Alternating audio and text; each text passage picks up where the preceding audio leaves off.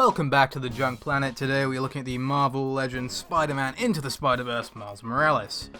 This is a 6-inch scale figure, and I'm so excited for this. Like, honestly, I'm so excited. I love Into the Spider-Verse as a film. It is spectacular.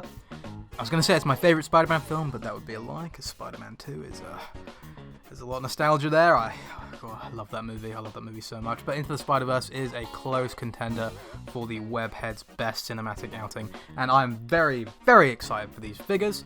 I have bought Peter, Gwen, and of course Miles. I may pick up the Prowler at some point, but I'll get to that another day. So this guy is a part of the Stiltman wave. And for the most part, I believe it is entirely new sculpt for most of these figures, bar Gwen. Even though there does look like there's some new stuff going on there. And I'm a sucker for new sculpts, because the Marvel Legends line, as much as I love it, it's like Legos. They just reuse parts as much as they can. But, without further ado, let's review.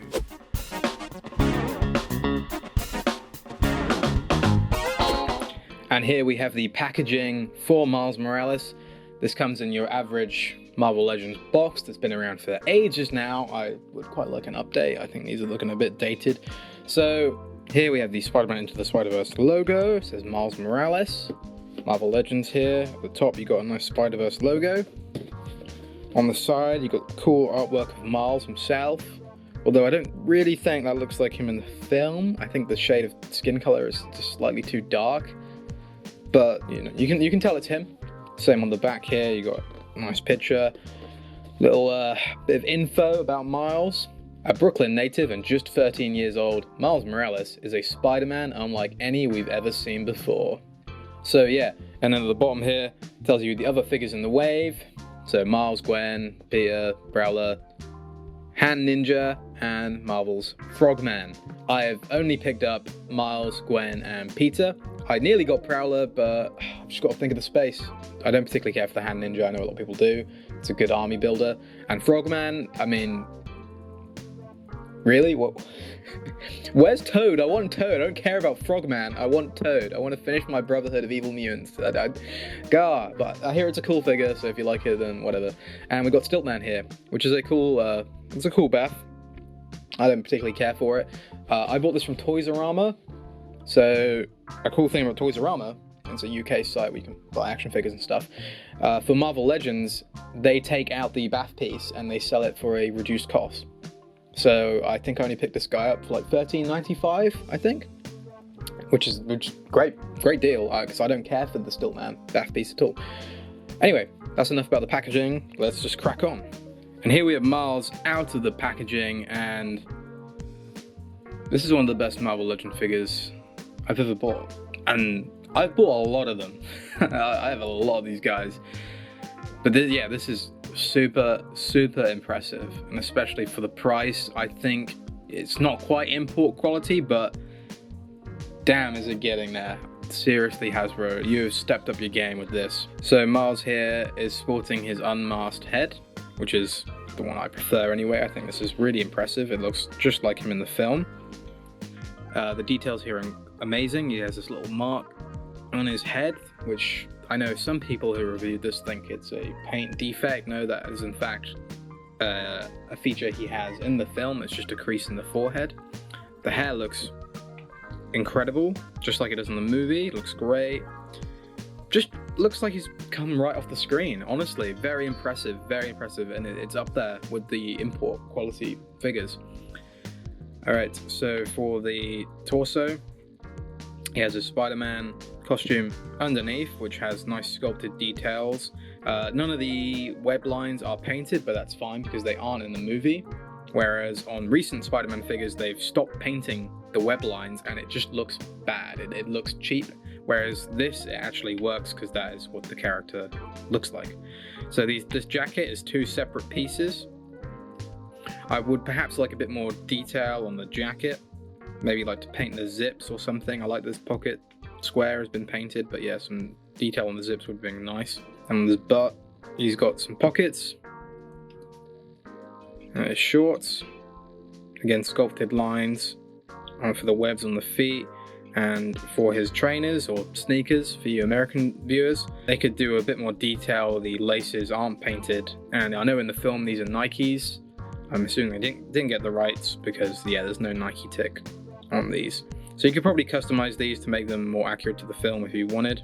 But overall, I think the paint detail it's okay. It could be better, but the sculpt is amazing. The sculpt is really good. So if you wanted to customize this guy to get him to that next level, you definitely could, and it would be an amazing, and even more of an amazing figure than it already is. All right, so let's take a look at the articulation. All right, for this guy, the head is on a ball joint. It's kind of funny how these work. They pop out. I've never seen this in the Marvel Legends before. The ball joint is actually attached to the head, which is strange. I've never seen that before. I don't mind it, but it does mean if you wanted to put different heads on this guy, you're going to have a hard time. It also is quite difficult to get back in. There we go. And yeah, it allows for a decent range of motion. I say decent, it's actually very impressive. Okay, so the arms go up this far, single joint at the elbow, to go just to around 90 degrees. If you have it this way, you probably get it to go slightly past 90. The hands are just on a single joint, so they can go up and down like so. There's no side to side here. And obviously the articulation for that arm applies to the other arm. The torso is just it's not on a ball joint or anything. It just is on a hinge, so it hinges back around that far, hinges forward this far, which is very good, very impressive. And on top of that, the waist is on a ball joint, or like a rocker, so you can get quite a lot out of that, which is very cool. The legs go this far forward, this far back, and there is a double joint at the knees, pinless knees. I really love these new pinless joints. I think they make the figure look that much better. Again, getting nearer to that import quality. And the feet bend this far back, this far forward. I can get it to go an ankle pivot like so. In terms of accessories, Miles comes with 4 alternate hands. So this is whipping hands, 2 pairs of them, and 2 pairs of fisted hands as well. Unfortunately, again, just like every other Spider-Man that Marvel has released recently, there's no open palm crawling hands, which really sucks. It really hinders the amount of poses I can get this guy in, because there's no wall. He can't wall crawl. He can't have his arms splayed out. Like, it's just, he can punch and he can spray webs, and that's really unfortunate. Especially when I was trying to recreate some of the famous poses he does in the film, like on the poster and stuff. I just couldn't do it because I didn't have the right hands. So please, Hasbro, can you start including open palm hands? In fact, I would rather them over fists. I would rather them over the whipping hands. In fact, those are the hands I would want the most. And all of these Spider-Verse figures, not a single one of them includes a wall crawling hand, which is insane. Please don't do that. I don't like it. He comes with the masked head and the unmasked head. I'm glad it comes with that. I think this is a decent amount of accessories, but when compared to the other Spider-Verse figures in this line, he has the least.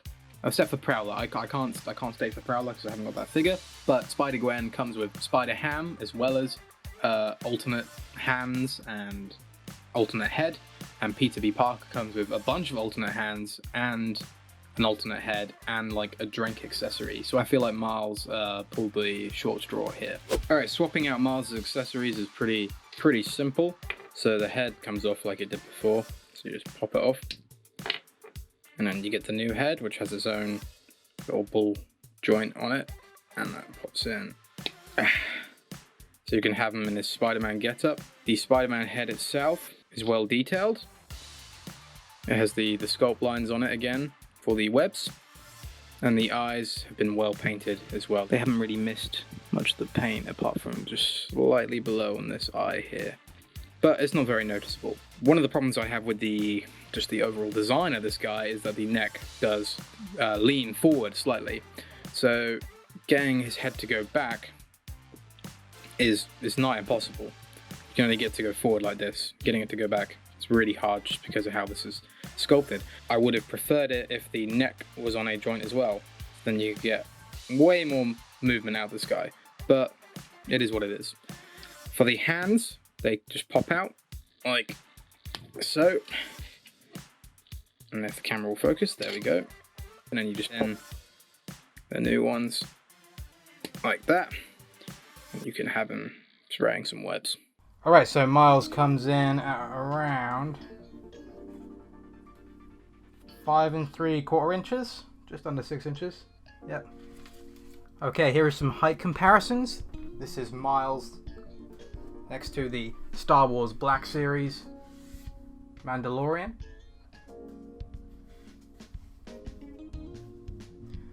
Here is Miles next to the DC Multiverse McFarlane Batman. Here is Miles next to the Power Rangers Lightning Collection Alpha 5.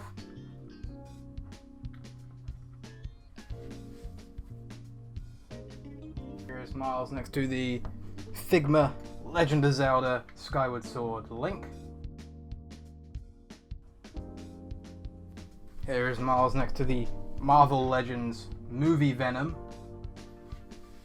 who is just out of frame. There we go. And finally, here is Miles next to the NECA T800 from Terminator 2. And that was Miles, and wow, what a figure. What an awesome figure. One of the best Marvel Legends I've ever bought. And it's making me even more excited to crack into Peter and Gwen as well. And those reviews will be coming soon. So, for a start, amazing sculpt. Absolutely amazing sculpt. Awesome articulation. Fair accessories, could be slightly improved. Would love those wall crawling hands. That would, take this figure over top.